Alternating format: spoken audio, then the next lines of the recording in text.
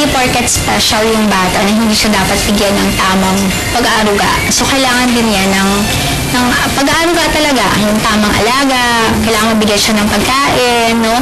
Mapaliguan araw-araw, no? Tapos meron siyang magandang, hindi man lang magarang bahay, pero at least yung matatawag mong bahay talaga.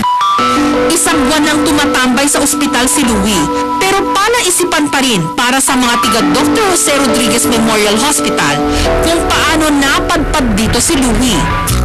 Hanggang sa nagpakilala sa amin ng isang pasyente sa leprosarium, si Joe. Siya raw ang unang nakakita kay Louie.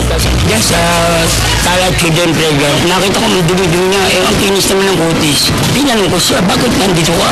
May toyo ka ba? Sa bulamubong ka ba? Ngayon, naawa ko, nilalangaw. Eh di, naawa ko, dinala ko din sa loob. Binihisan ko siya, mula pinakain ko at marumi.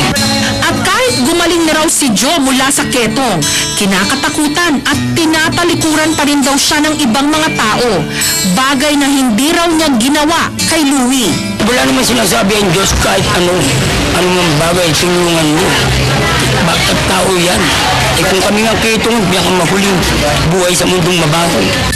Marami nang napagaling ang team ni Dr. Mary Rose at Miss Teresa.